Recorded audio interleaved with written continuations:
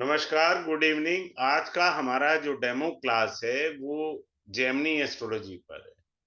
Gemini astrology आपको बहुत मदद करती है एस्ट्रोलॉजी के अंदर। इसके 3-4 सूत्र भी अगर आपको अच्छे से आ गए, आप मास्टर हो जाते हैं, काफ़ी हद तक। इसके अंदर कुछ एक चीज़ें मैं बड़ी अच्छी कराता हूँ, 3 चीज़ें अच्छी-सी करा देता हूँ। एक तो जेमिनी में चर दशा समझा देता हूँ, नंबर 1।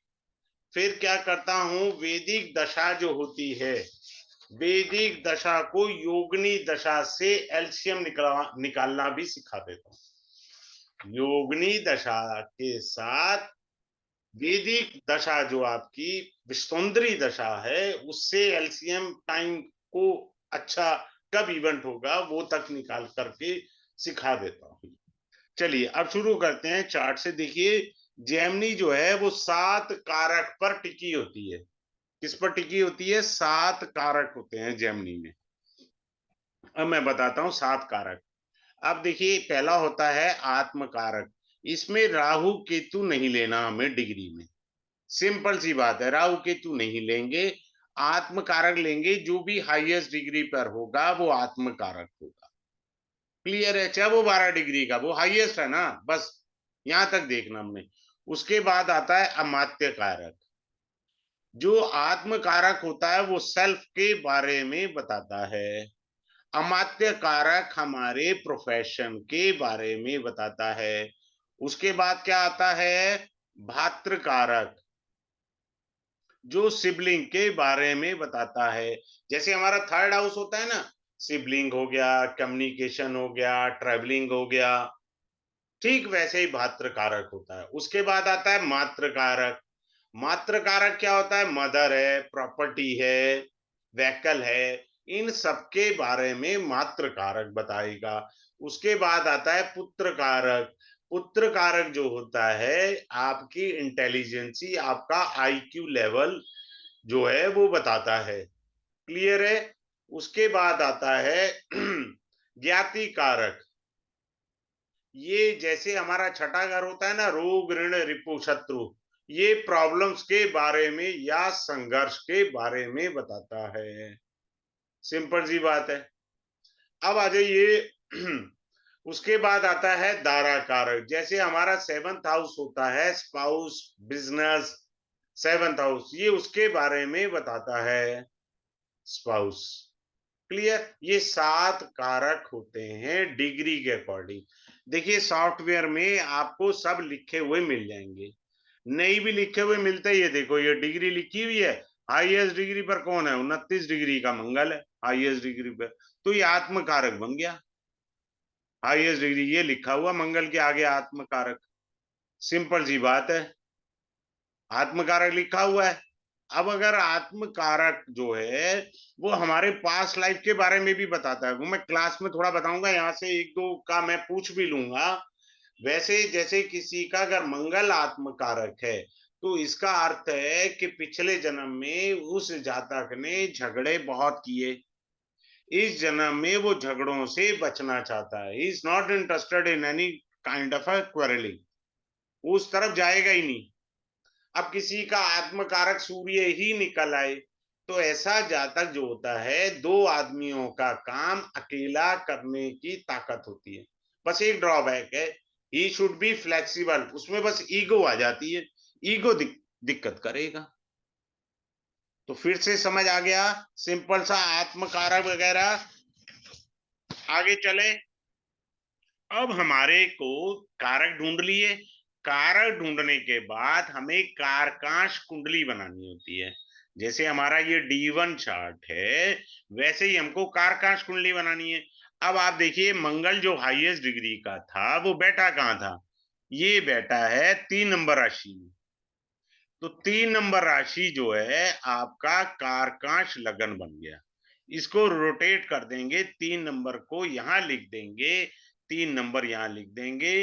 मंगल, शनि, बुध, सभी ग्रह वैसे ही लिखेंगे हम, और ये हमारा कारकांश लगन बन जाएगा। सिंपल सी बात है।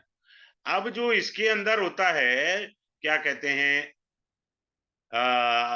भगवान भला करे आपका, कारकांश लगन के अंदर हमारा जो जब हम नमांशा में देखेंगे तो नमांशा के अंदर स्वांश लगन वाली बात आ जाती है, लेकिन हमें कारकांश लगन को ही पढ़ना है और समझना है।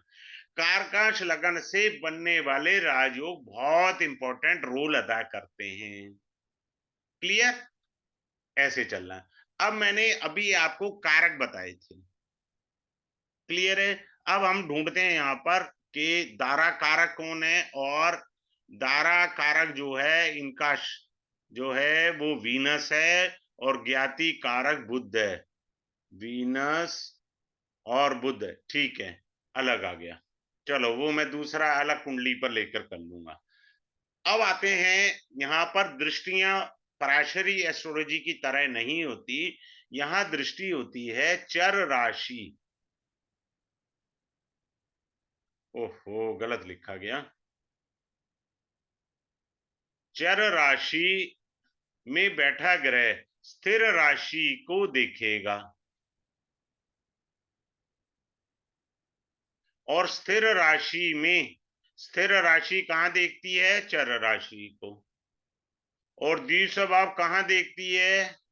वो द्विस्वभाव को देखती है। ये दृष्टि संबंध होता है आपका जेमिनी के अंदर।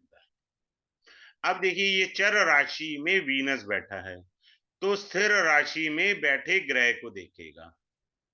चंद्रमा को देख रहा है वीनस। क्लियर? सिंपल सी बात है, ऐसा कुछ नहीं है इसमें रॉकेट साइंस। अब आ जाइए, ये जो है आपका मंगल, शनि और बुध, ये तीनों ग्रह किस में बैठे हैं? द्विस्वभाव राशि में। तो ये ग्रह यहाँ लगन को भी देख रहे हैं, फोर्थ हाउस को भी देख रहे हैं, सेवंथ हाउस को, क्योंकि ये द्विस्वभाव राशि को देखती है। तो उसमें बैठे ग्रह भी उन्हीं भावों को, उन्हीं राशियों को भी देखेंगे। सिंपल सी बात है, कोई रॉकेट साइंस नहीं है, बहुत इजी है, बहुत ज्यादा इजी है। इसमें बड़ा अच्छा, मैं ना, मेरे पास कोई भी जब कंसल्टेंसी में कुंडली आती है ना मैरिज के लिए, तो मैं ये देखता हूँ इसका ज्ञाति कारक कौन है। अगर वो दारा कारक को देख रहा है, या दारा कारक ज्ञाति कारक के साथ बैठ गया, तो शादी का बैंड बज जाता है। सिंपल सी बात है, कोई रॉकेट साइंस ही नहीं है। अभी आगे बढ़ने से पहले मैं बता देता हूँ, मंडे को ये कोर्स स्टार्ट होगा। ठीक है, मंडे को तारीख क्या है? 8 तारीख, 8 अप्रैल 2024 को ये कोर्स स्टार्ट होगा। 7 बजे से 8 बजे क्लास होगी, और ये डेली क्लास होगी, Monday to Friday daily basis पर, 7 to 8, 5 डेज का ये कोर्स है। और जो है इसके अंदर आपको जो है वो लाइफ टाइम के लिए रिकॉर्डिंग मिलेगी, लाइफ टाइम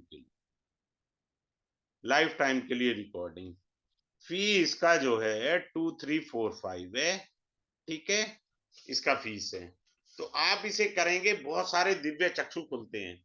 मैं ये बताना चाह रहा हूं, जब भी मैं 10th हाउस प्रोफेशन देख रहा हूं, तो अमात्य कारक को भी झांक लेता हूं, वहां से मेरे को एकदम हिंट मिल जाता है, क्रॉस एग्जामिन हो जाता है ना। तो क्रॉस एग्जामिन से आपको बड़े लाभ आएंगे। अब आगे चलते हैं। अभी हमने कारकांश लगन की बात कर रहे थे, फिर से कुछ लोग बाद में आए हैं। हाईएस्ट डिग्री मंगल था, मंगल बैठा बुध की राशि में, कहा? D9 में। अब ये देखिए, राशि D1 में कहा पड़ती है? वो 10th हाउस में पड़ती है। तो ये आपका कारकांश लगन हो गया। क्लियर है? कारकांश लगन से हमारे को सारे राजयोग देखने हैं, अशुभ योग देखने हैं।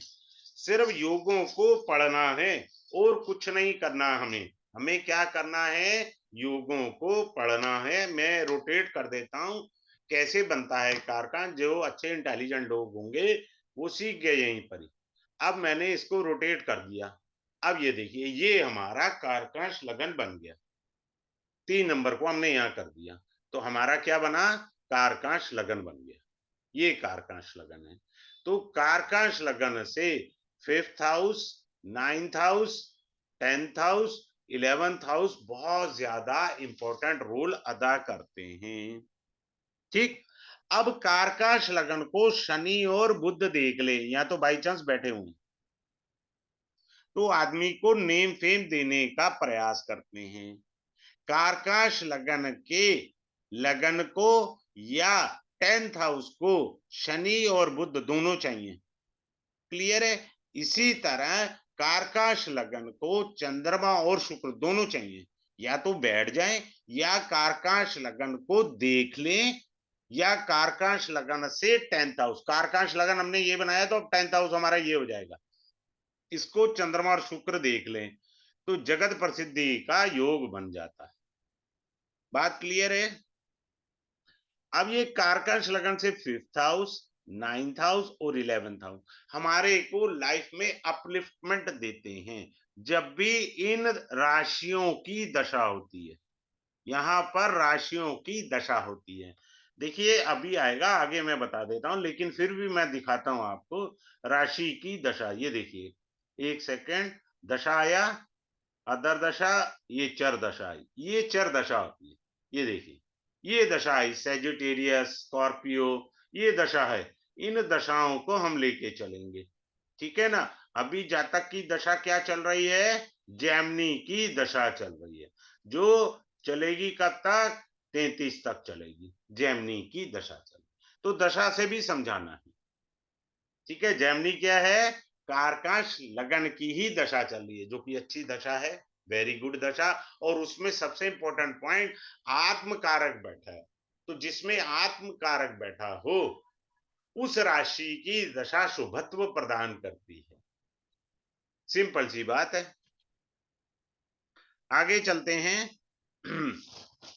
अब कारकाश लगन के अंदर जो होता है, आत्म कारक, अमात्य कारक, भात्र भात्र कारक, पुत्र कारक, ठीक है।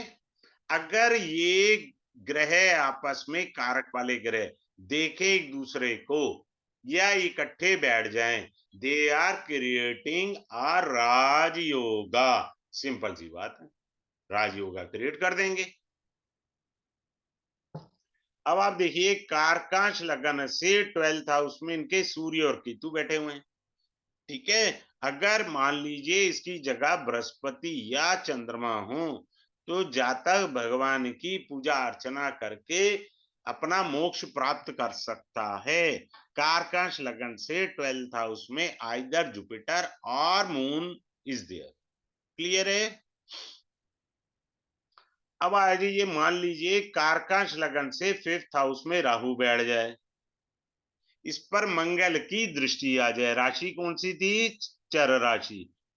क्लियर है? तो चर राशि को कौन देखेगा? स्थिर राशि में बैठा ग्रह। मान लीजिए मंगल यहां बैठा है तो वो ये देख रहा है इसको, क्योंकि वो स्थिर राशि में बैठा ग्रह चर राशि में बैठे ग्रह को देख लेते हैं। सिंपल सी बात है, देख लिया तो क्या होगा? आदमी टेक्निकल एजुकेशन लेगा, इंजीनियरिंग कर सकता है, सॉफ्टवेयर इंजीनियर हो सकता है, किसी भी फील्ड में इंजीनियरिंग कर सकता है, टेक्निकल शिक्षा होगी। मेन बात ये है, सिंपल सी बात है।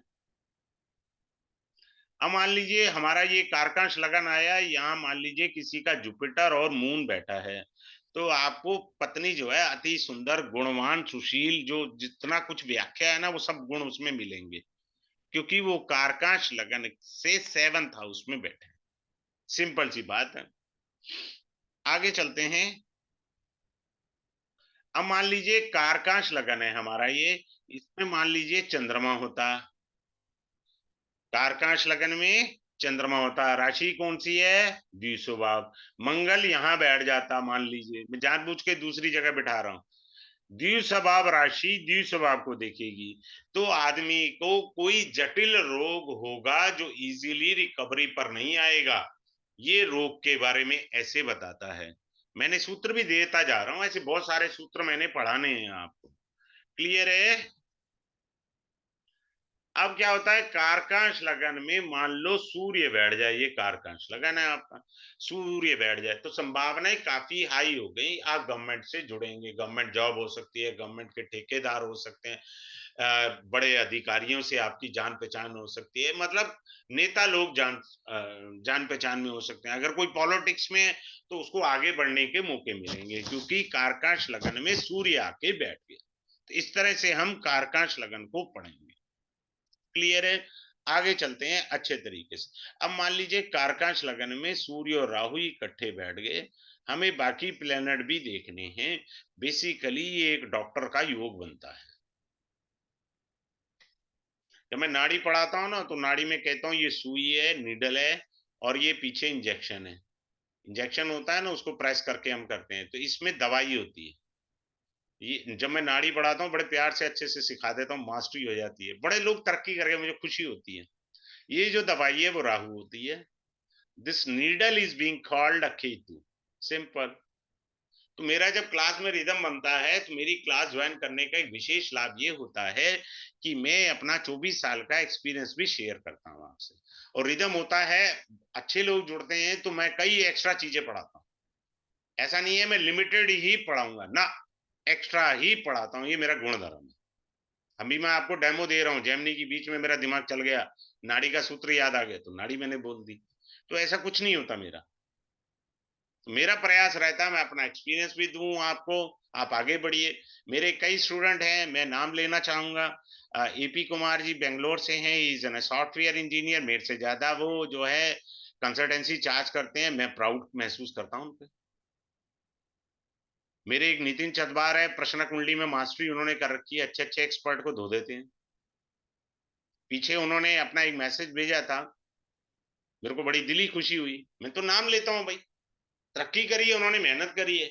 मेरा धर्म था सिखाना, बाकी उन्होंने मेहनत करी है, तो वो आगे बढ़े हैं। आप भी बढ़ो आगे, मुझे क्या दिक्कत है। मैंने अपनी किस्मत का खाना है, आपने अपनी खाना है। सिखाओ तो दिल से सिखाओ, मत सिखाओ नहीं तो अब आगे बढ़ो। कम से कम कोई आपको यही तो पूछेगा आपको सिखाया किसने था। मेरी क्लास में अभी एक कोई हस्बैंड वाइफ वगैरह आए थे सोनीपत से, तो उनको किसी ने पूछा क्वेश्चन वगैरह, और उन्होंने कहा बोलिए आपका क्या क्वेरी है। कह रहे नहीं, आप अपने से बताइए कुंडली के बारे में, अपने से बताइए, मैं नहीं बताऊंगा, मैं भी एक जोशी हूँ। जानते हैं उस सज्जन ने क्या कहा? आधा घंटा बोलने के बाद ये बोला, जी आपने जो कुछ बोला है एक्यूरेट बोला है।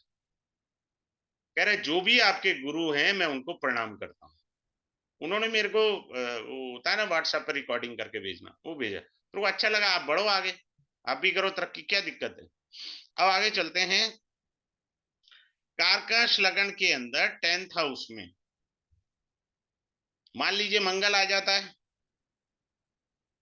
या लगन में मंगल आ जाए, तो भी बहुत अच्छा होता है। मंगल को सदैव एनर्जी से आप तुला करें। मंगल ऊर्जा का कारक होता है किसी भी क्षेत्र में। आप कितनी ऊर्जा से कार्य करेंगे, बिना ऊर्जा के तो कार्य हो ही नहीं सकता। ठीक है। ऐसे कारकांश लगन के बहुत सारे सूत्र हैं। अब मान लीजिए कारकांश लगन से 9th हाउस में किसी का राहु आ जाए, ये अशुभ है। 9th हाउस में राहु आ, ऐसा आदमी जो है स्त्रियों पर पैसा खर्च करके अपने धन का कबाड़ा कर सकता है। ठीक है, ये भी एक संभावना आती है। बाकी मैं इसकी डेप्थ गहराई क्लास में ही दे सकता हूँ, कैसे किस तरीके से होगा। तो फिलहाल मैं इतना ही कह सकता हूँ। आगे चलते हैं। इसके बाद आता है आरूढ़ लगना। आरूढ़ लगना क्या मतलब होता है, मैं चार्ट को पहले रोटेट कर देता हूं, तब जाके आपको आरूढ़ लगन समझ आएगा, नहीं तो गड़बड़ हो जाएगी। हाँ, असेंडेंट ये गया, हमने इसको घुमाना है, घुमा दिया, ये आरूढ़ लगन बन गया। अब आरूढ़ लगन जो है वो 10th हाउस में है। अब यहां से 10th हाउस 7th आएगा। बहुत सारे एस्ट्रोलॉजर इसको नकारते हैं, वो दूसरा सूत्र ऐड ऑन करते हैं। मेरी क्लास में एक बार एक सज्जन आए थे केरल से, बोले सर नहीं, बाकी सारे टीचर तो ऐसे बोलते हैं। मैंने कहा जी मैं नहीं उनको जानता, मैं सबको बता रहा हूं, के एन राव साहब की जेमिनी की बुक ले लो, उन्होंने स्पष्ट लिखा हुआ है ये सूत्र नहीं लगेगा। मैंने उनको फिर फोटो खींच करके भेजी के एन राव सर की, कि साहब उन्होंने देखिए ये लिखा हुआ है। तो जो उन्होंने लिखा है ना, मैं उनको मानता हूँ। सारे जितने धुरंधर एस्ट्रोलॉजर है ना, जब सुप्रीम कोर्ट में एस्ट्रोलॉजी का केस गया था, कोई नहीं पहुंचा था। साहब आज अपने आप को फन्ने का कहते हैं, उस समय सिर्फ के एन राव साहब ने ही सुप्रीम कोर्ट के अंदर बात करी थी, तभी हम पढ़ा पा रहे हैं। उस समय वो क्यों नहीं गए थे जो अपने आप को धुरंधर कहते हैं। मैं तो वही स्टूडेंट हूँ, मैं तो कुछ नहीं है। मैं ना वो मेरे गुरु रहे, ना मैंने उनसे सीखा। मेरा तो कोई गुरु ही नहीं था, किताबें पढ़ के ज्ञान अर्जित हुआ। तो ये बता रहा हूँ, तो जब आपका लगन बैठा, मान लो आपका बुद्धि बैठा होता फोर्थ हाउस में, तो आरूढ़ लगन क्या बनेगा? 1, 2, 3, 4। तो सप्तम भाव आपका आरूढ़ लगना बनेगा। तो आरूढ़ लगन वो आपकी इमेज बताता है, समाज में आप कैसे पहचाने जाएंगे। आरूढ़ लगन क्या बताता है? आपकी समाज में प्रतिष्ठा को प्रकाशित करता है। क्लियर है? आपके स्टेटस के बारे में बताता है। आरूढ़ लगन के अंदर अगर मान लीजिए उच्च का ग्रह बैठा है, तो आप एक अच्छे कुल में पैदा हुए हैं, जीवन में धीरे धीरे आप तरक्की ही करते जाएंगे, क्योंकि आरूढ़ लगन जो है वो आपकी इमेज बता रहा है सोसाइटी के सामने, आपका नेम फेम आ जाएगा। आरूढ़ लगन में अगर जुपिटर बैठा है, जैसे अभी हमने कहा कि मान कर चलिए बुध यहाँ बैठा था, और ये लगन से फोर्थ हाउस है, फिर यहां से फोर्थ हाउस ये बना, अगर यहाँ जुपिटर बैठा है, तो आप संसार में अपने ज्ञान के कारण नेम फेम अर्जित करेंगे। सिंपल सी बात है। क्लियर है? अगर मान लीजिए कोई नीच का ग्रह बैठ जाए आरूढ़ लगन में,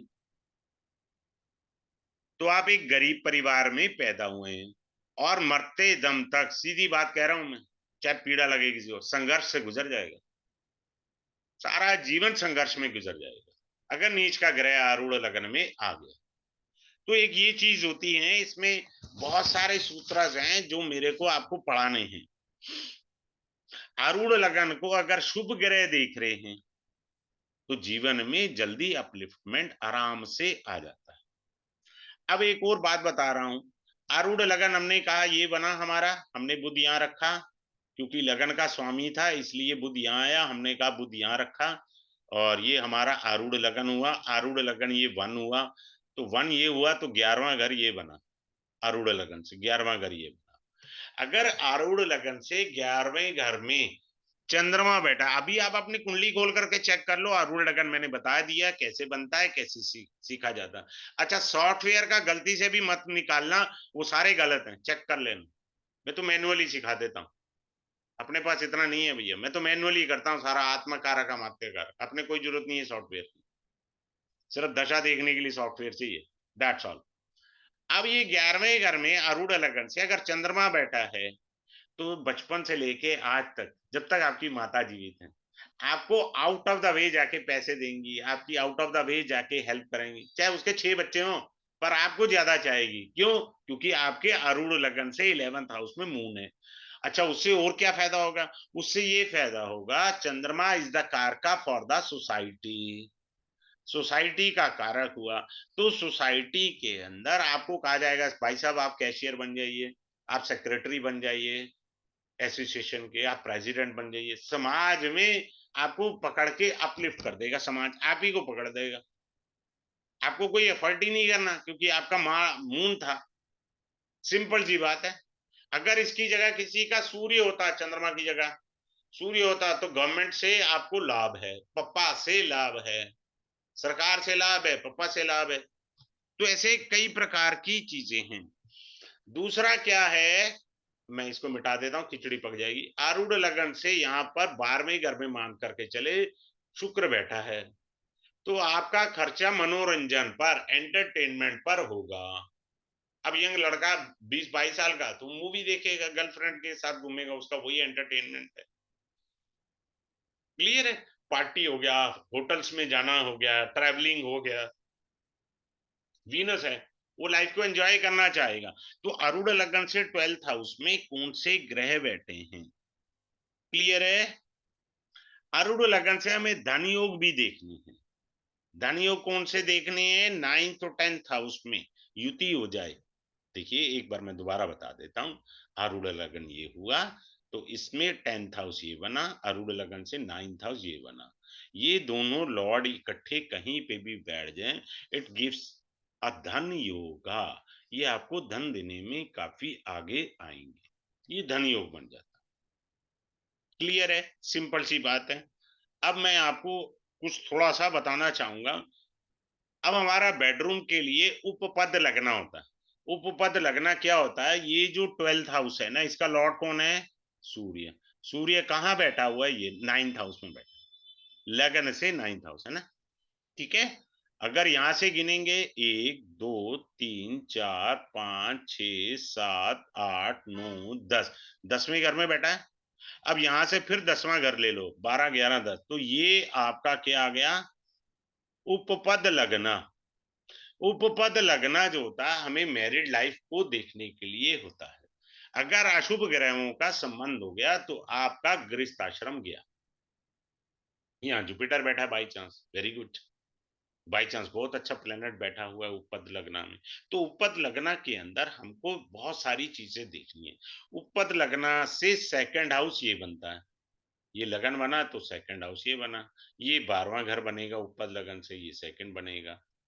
अगर सेकंड हाउस पर शुक्र की दृष्टि आ रही है, क्लियर है, शुक्र की दृष्टि आ रही है, क्योंकि ये द्विस्वभाव राशि है, तो द्विस्वभाव राशि में अगर शुक्र बैठा होता, मान लीजिए किसी का शुक्र यहाँ बैठा होता, तो वो ये इस सेकंड हाउस फ्रॉम द उपपद लग्न को देख रहा है।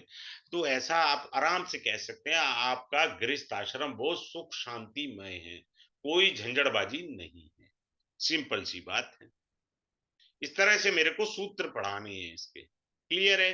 फिर मैंने आपसे ये कहा कि मेरे को चर दशा बतानी है आपको, नंबर 1। दूसरा बताना है आपको योगनी दशा, ये गिफ्ट होता है मेरी तरफ से, योगनी दशा ये कोर्स का हिस्सा नहीं है भैया। प्लस विश्वोत्तरी दशा, विश्वोत्तरी दशा, इसका मैं एलसीएम लेना सिखाऊंगा। कुल मिला के आपके पास 3 दशाओं का ज्ञान आ गया, चर दशा, योगनी दशा, विश्वोत्तरी दशा। तो 3 दशाओं का कॉम्बिनेशन आपके पास आ गया। अब आगे बढ़ते हैं और अच्छी सी बात करते हैं, बड़े ध्यान से आप सीखिएगा। अब मैं एक चार्ट लेके आपको बताता हूँ एग्जाम्पल से। ये देखिए, मैंने इसलिए ब्लैंक चार्ट रख लिया था,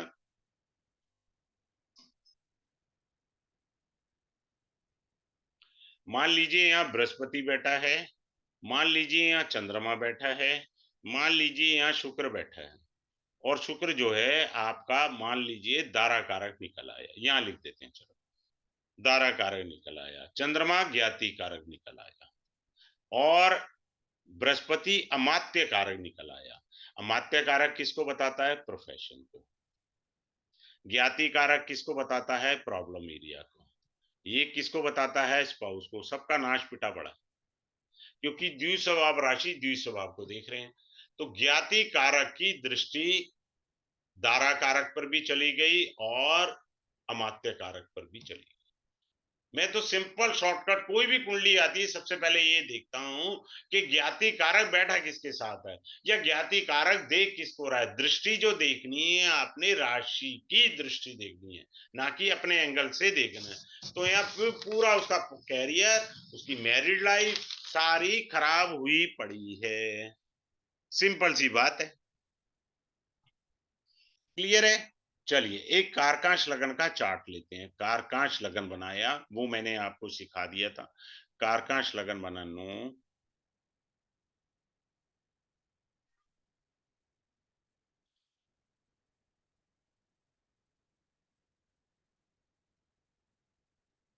चंद्रमा और बुध बैठे हैं, मंगल और शनि बैठे हैं, राहु और बृहस्पति बैठे हैं, शुक्र और सूर्य बैठे हैं, और केतु महाराज यहाँ बैठे हैं। ठीक है, इनकी दशा जो थी चर दशा, वो थी कुंभ की। कौन सी थी, कुंभ की। चर दशा में किसकी अंतरदशा थी, वो दशा थी सिंह राशि की। चर दशा जो है यहाँ पर लिख देता हूं आपके लिए। अब क्या था, बड़े ध्यान से सीखिए। कुंभ राशि में सिंह राशि की समसप्तक दशा है।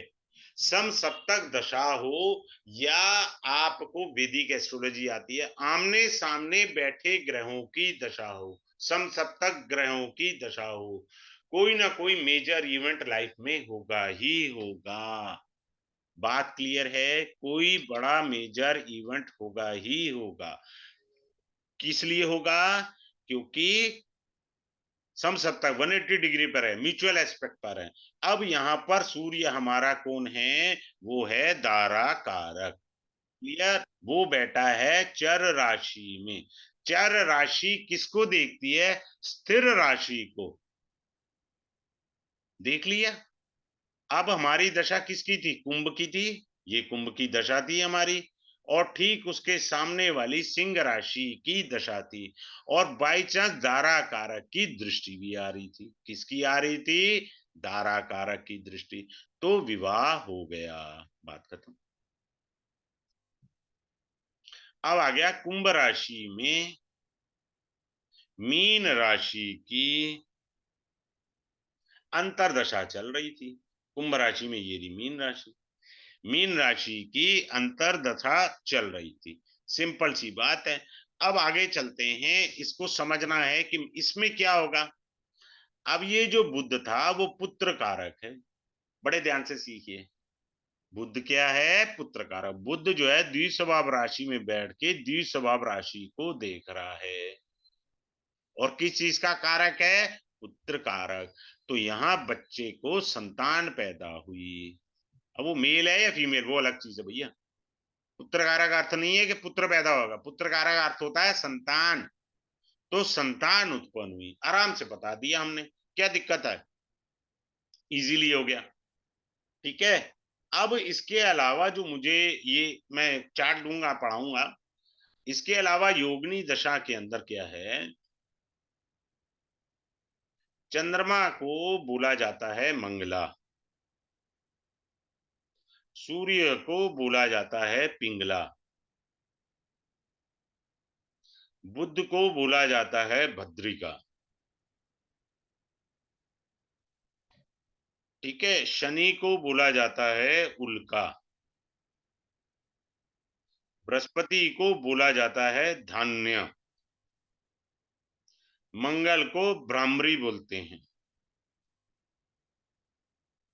शुक्र को सिद्धा बोलते हैं। सभी कार्यों की सिद्धि। अगर आपका शुक्र की दशा चल रही है, चेक कर लो। राहु केतु को बोलते हैं संकटा की दशा। क्लियर है? संकटा की दशा। अब इसको कैसे समझना है? सिंपल सा सूत्र है। आपने योगिनी खोला, सॉफ्टवेयर में गए, योगिनी की दशा खोली, वहां लिखा हुआ है संकटा। अब आप स्तुंदरी में देखिए, MD AD PD, महादशा, अंतरदशा, प्रत्यंतर दशा। इनमें से कहीं पे भी राहु निकल आया, उधर योगिनी भी कह रही है संकटा, उधर से विस्तुंदरी भी कह रही है राहु। तो गड़बड़ हो गई ना? मेरी बात समझ में आया सबको? वो पीरियड हैवी नेगेटिविटी का हो गया, नेगेटिविटी का हो गया, सिंपल सा आ गया। मैंने यही सिखा दिया आपको, जो क्लास में पढ़ाना है। नेगेटिव पीरियड चला जाएगा, दोनों एंगल से हो गया। अब इससे पहले मेरे को चरदशा भी सिखा दूंगा, तो उससे सारी चीजें आपको क्लियर हो जाएंगी। क्लियर है? चलिए, अब मैं लास्ट में एक बार फिर से सबको बता देता हूं, जिन्होंने बाद में ज्वाइन किया है। ये किसी की कोई मेरे से क्वेरी पूछनी है, मेरी हाथ जोड़ के विनती है, कैमरा ऑन करके पूछे, मुझे अच्छा लगेगा। सिंपल सी बात रखिए। ये कोर्स स्टार्ट हो रहा है 8 अप्रैल 2024 को, 7 to 8 PM चलेगा। डेली बेसिस पर क्लास होगी, मंडे से शुरू होगा। जिसने जो क्वेरी पूछनी है पूछे, मेरे को कोई ऑब्जेक्शन नहीं है, बट कैमरा ऑन करके पूछेगा। डेली होगी, 5 क्लासेस का कोर्स है, लाइफ टाइम रिकॉर्डिंग मिलेगी आपको। जिनको ई सर्टिफिकेट चाहिए, ई सर्टिफिकेट भी मिल जाएगा, और फी इसका 2345 है। क्लियर है? तो किसी की कोई क्वेरी है तो अपने आप को अनम्यूट करके मेरे से पूछ सकते हैं। किसी की कोई क्वेरी है तो मुझे अनम्यूट करके पूछ सकते हैं। सारी चीजें कराई जाएंगी आपको, बड़ा डिटेल में। आत्म कारक, अमात्य कारक, भात्र कारक, सब डिटेल के अंदर समझाया जाएगा। यहाँ तो थोड़ा सा ब्रीफिंग किया गया कि आप देख लीजिए कि मेरा अगर आपको पढ़ाने का तरीका ठीक लगता है तो definitely come and Guruji, join the course. ठीक है। चलिए। गुरुजी जेमिनी की सॉफ्टवेयर अलग होती है क्या कुछ? अरे कोई जरूरत नहीं है, सॉफ्टवेयर सारा मिल जाता है आपको। ठीक है। मोबाइल के अंदर फ्री के बहुत सारे सॉफ्टवेयर हैं, आप देख प्ले स्टोर से डाउनलोड कर लें। एस्ट्रो सेज होगा, उस पे भी आता है। ठीक है जी, चलिए ठीक है।